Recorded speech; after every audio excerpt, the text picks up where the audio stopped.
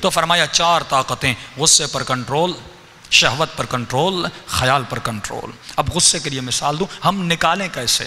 اس کی ٹرک کیا ہے، اس کا طریقہ کیا ہے؟ دیکھیے، ہر وہ انسان، جتنے بھی آپ کے ایموشن اور جذبات ہیں، آپ غصے میں آتے کیوں ہیں؟ پہلے یہ دیکھیے، آپ کے غصے کے آنے کے پیچھے ایک عقیدہ ہے، تبھی آپ غصے میں آتے ہیں۔ مثال کے طور پر ایک مومن وہ ہے جس کے باپ کو گالی دو، وہ غصے میں آتا ہے، وہ لڑ پڑتا ہے۔ ایک اور مسلمان ہے جسے گالی دو، وہ غصے میں آتا ہی نہیں۔ ان دونوں میں ڈفرنس کیوں ہے؟ کیونکہ دونوں کے عقیدوں میں فرق ہے۔ اس کا عقیدہ یہ ہے کہ اگر کوئی میرے باپ کو گالی دے گا یہ میری بے عزتی ہے، وہ غیرت میں آتا ہے، وہ لڑ پڑتا ہے۔ فرمایا عقیدوں کے پیچھے ایموشن ہوتے ہیں، احساسات ہوتے ہیں۔ جب کوئی آپ کے ایموشنز کو، احساسات کو چھیڑتا ہے، آپ ایکشن میں آتے ہیں، عمل میں آتے ہیں، غصے میں آ جاتے ہیں۔ مثال کے طور پر آپ سب مولا علی سے محبت کرتے ہیں، کیوں خدا نے کہا کسی کے جھوٹے خدا کو برا بلا نہ کہو، کہیں وہ تمہارے سچے خدا کو برا بلا نہ کہے؟ کیونکہ جھوٹے خدا کو ماننے والا بھی ایک عقیدہ رکھتا ہے، اس عقیدے کے پیچھے اس کے ایموشنز ہیں۔ جب تم اس کے ایموشنز کو چھیڑو گے، بار بار انگلی کرو گے، وہ غصے میں آئے گا۔ رہبر نے فتویٰ دیا بھائی لوگوں کے مقدسات کو برا بلا نہ کہو، لیکن یہ قوم سمجھ ہی نہیں رہی۔ یہ قرآن کی آیت کی تفسیر ہے، پھر علماء سے نہ لڑو، قرآن سے لڑو کہ خدا نے کہا کسی کے جھوٹے خدا کو برا۔ ہم بھی کہتے ہیں وہ جھوٹے ہیں، ہم بھی کہتے ہیں وہ جھوٹے امام ہیں، لیکن امام تو ہیں ان کے۔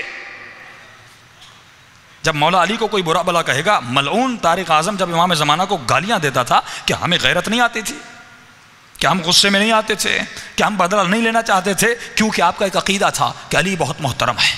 آپ کے عقیدے کو جب کوئی چھیڑتا تھا آپ غصے میں آتے تھے، لڑتے تھے۔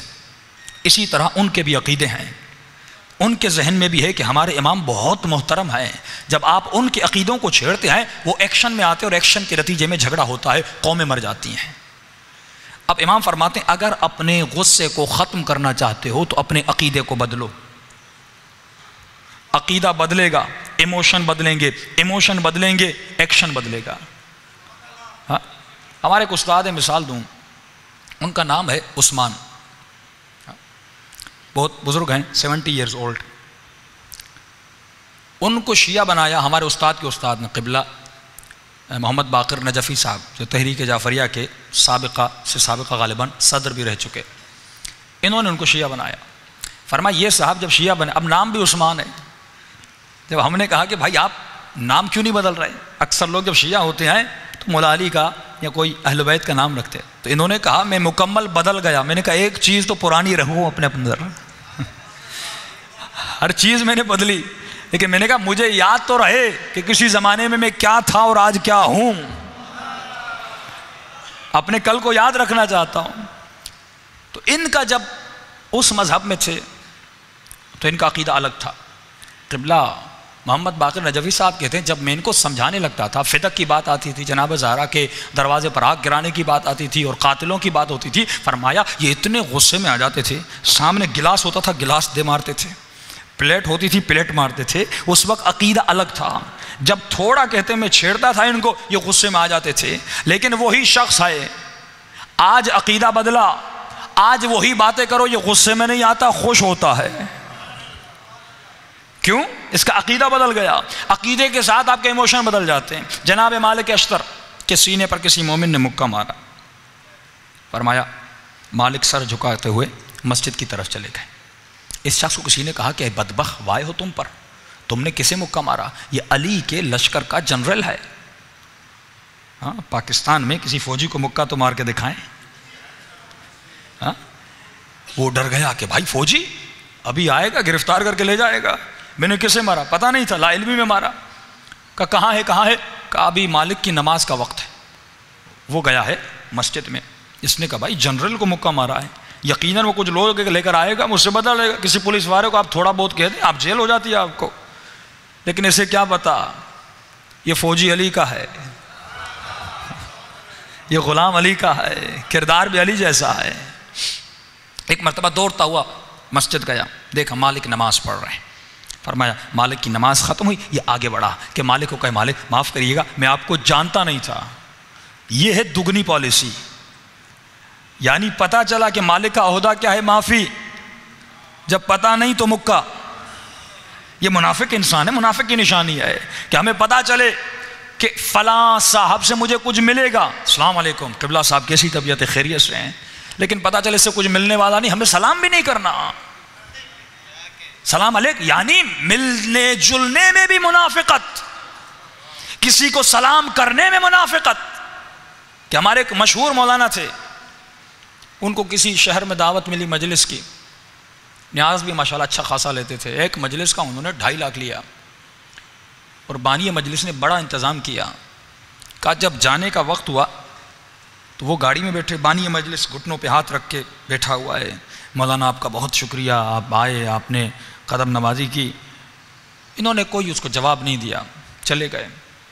تو بیچ والے شخص نے کہا مولانا اتنا خرچہ، اتنے لاکھ، اتنا آپ کو جھکے، اتنا ملے، اور آپ نے ایک جملہ بھی نہیں کہا، ایک شکریہ بھی نہیں بولا. انہوں نے کہا کہ انہوں نے مجھے میری خاطر نہیں بلایا، میرے نام کی خاطر بلایا ہے، کیونکہ میرا نام مشہور ہو گیا، نام نکل آیا، یہ نام کی خاطر بلا رہے ہیں. فرمایا میں وہی تھا، پہلے بھی آتا تھا، یہ مجھے دعوت نہیں دیتے تھے، میں ان سب کو جانتا ہوں، یہ نام کے پجاری ہیں، جب نام نکل آتا یہ لوگ پیچھے لگتے ہیں. فرمایا تب مجلس یہی میں پہلے پڑھتا تھا لیکن بلانے والا کوئی نہیں تھا. تو فرمایا جو نام کے پیچھے چلتا ہے اس کا احترام میں بھی کبھی نہیں کرتا. فرمایا اس سے پیسے بھی لیتا ہوں، لیکن دوسرے گھر میں قبلہ غلام مہدی نجفی صاحب ایسی ایسی جگہوں پہ مجلس پڑھنے جاتے تھے، واپسی کا کرایہ تک نہیں ملتا تھا. کہتے تو کوئی بات نہیں، ہمارے مومنین آئے، اللہ دینے والا ہے. تو بعض لوگ نام کے پیچھے ہوتے ہیں، احترام سلام اس لیے کرنا کہ نام. یہ بیٹھ گیا مالک اشتر سے معافی مانگنے کا. جیسے مالک کی نماز ختم ہوئی مالک سجدے میں چلا گیا. کہتا ایک مرتبہ مالک نے رو رو کر کہا پروردگارا، جس شخص نے مجھے آج مکہ مارا میں نے اس کی غلطی کو معاف کیا، تو مالک اشتر کی غلطیوں کو معاف کر دے. یہ کردار علی والے کا ہے. خدا میں نے اپنے جس نے میرے ساتھ برائی کی، وَلْيَعْفُوا وَلْيَصْفَحُوا، اے مومن بخشنا سیکھو، معاف کرنا سیکھو، دل سے بغض و نفاق کو نکالنا سیکھو، ایسا دل بناؤ جیسا مالک اشتر کا دل ہے. یہ مقام رضا الگ موضوع ہے. فرمایا بعض لوگوں نے اپنے غصے پر کنٹرول کیا. کل میں نے مثال دی مولا علی کے چہرے پر جو لعاب دہن پھینکتا ہے مولا علی اتر جاتے ہیں. یہ ضبط بتا رہا ہے کہ مولا بتانا چاہتے ہیں علی کا اپنے غصے پر کتنا کنٹرول ہے. وہ علی جو اشارہ کریں کائنات تہس نہس ہو جائے، لیکن مولا کی زوجہ کی کمر پر دروازہ گرایا جاتا ہے، لیکن مولا کنٹرول کرتے ہیں کہ اہل بیت اپنے غصے پر کتنا کنٹرول کرتے ہیں. ایران کے ایک مولانا تھے، امام خمینی کے دوست تھے. ان کی بیوی بڑی بد اخلاق تھی، ہمیشہ ان کے ساتھ بدتمیزی بے احترامی کرتی تھی. اکثر مومنین کی بھی شکایت آتی ہیں کہ اولاد بد اخلاق ہے، بیوی بد اخلاق ہے، شوہر بد اخلاق ہے. تو ان کے بھائی ہمیشہ کہتے تھے جب آپ کی بیوی اتنی بد اخلاق ہے آپ ان کو طلاق کیوں نہیں دیتے؟ یہ مسکراتے تھے، ہنستے تھے. ایک مرتبہ انہوں نے امام خمینی اور چند اور علماء کو اپنے گھر میں بلایا. بیوی کو کہا چائے بناؤ. اب بیوی بھی عالم کی، شریعت کو بھی جانتی تھی. اس نے کہا مجھ پر واجب تھوڑی ہے چائے بنانا، کھانا بنانا، آپ کے دوست ہیں آپ خود بنائیے اور پوچھ لیجئے اپنے علماء سے کیا مجھ پہ واجب ہے. سب نے کہا واقعاً اس پہ واجب تو نہیں ہے. ہاں اب کیا کرتا؟ ہاں یہ بات یاد رکھیے شوہر حاکم ہے، کھانا بنانا واجب نہیں، چائے بنانا واجب نہیں، لیکن اس کے حکم کی تعمیل کرنا واجب ہے. لیکن شوہر کو بھی عادل ہونا چاہیے، عدالت سے کام لینا چاہیے، یعنی کہ جو کہوں کرے. فرمایا حاکم وقت کا حکم ماننا اگر مولا ہوں تو واجب ہے، لیکن فرمایا یہ حاکم ایسا نہ ہو کہ ظالم بن جائے، جابر بن جائے، جبر کے ساتھ کام کر. فرمایا عدالت کے ساتھ. علی ابن ابی طالب گھر کے کاموں میں جناب زہرا کے ساتھ ہاتھ بٹاتے تھے، کبھی فقیروں کے پاؤں دباتے تھے، کبھی اس بیوہ خاتون کے گھر میں جا کے اس کے بچوں کے لیے کھانا تیار کرتے تھے. کردار ایسا بھی ہونا چاہیے، تمام تر حقوق کا خیال رکھنا چاہیے. ایک مرتبہ اس خاتون کا میں نہیں بناؤں گی. فرمایا ایک مرتبہ اس کا بھائی غصے میں آ گیا کہ اب نے تو اس نے بے حیائی اور بے شرمی کی حدیں پار کر دی. خمینی صاحب کے سامنے، فلاں عالم کے سامنے آپ کی اتنی بے احترامی کی، آپ کی اتنی بدتمیزی کی، لہذا بھائی اس کو ابھی طلاق دو. یہ مسکرا رہے تھے. انہوں نے کہا آپ میں تو غیرت ہی نہیں، میں غصے کے مارے مارا جا رہا ہوں، اور آپ مسکرائے جا رہے ہیں. انہوں نے کہا میرے بھیا جان مسئلہ یہ ہے آپ کا عقیدہ الگ ہے میرا عقیدہ الگ ہے. آپ کا عقیدہ یہ ہے بیوی برا بلا کہے تو بے عزتی ہو جاتی ہے. میرا عقیدہ یہ نہیں. میرا عقیدہ علی کے فرمان والا عقیدہ ہے کہ میرے مولا فرماتے اگر شوہر یا بیوی بہترامی کرے بدتمیزی کرے اور شوہر اس کی بہترامی پہ صبر کرے, جب یہ مر جائے گا نام اعمال میں لکھا جائے گا یہ شہید ہو کر دنیا سے چلا گیا.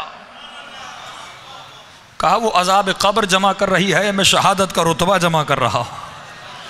تو مجھے تو خوشی ہو رہی ہے, میں غصے میں کیوں آؤں. ایک مرتبہ مجلس سے ایک شخص اٹھا, کہا مولانا میری بیوی تو بہت اچھی ہے, مجھے کچھ بھی نہیں کہتی, میں شہید کا رتبہ کیسے حاصل کروں. ہاں مجھے تو کچھ بھی نہیں کہتی, چائے کہتا ہوں چائے بنا کے دیتی ہے, ایکسٹرا آرڈنری چائے بنا دیتی ہے, تو میں کیسے کماؤں. تو آئے مظاہری فرمائے اگر بیوی اچھی ہے شکر کرو, شکر ایمان کا آدھا حصہ. اگر بیوی بری ہے تو صبر کرو, صبر بھی ایمان کا آدھا حصہ. دونوں کرو گے ایمان میں ہی رہو گے. صلوات پڑھے محمد و آل محمد.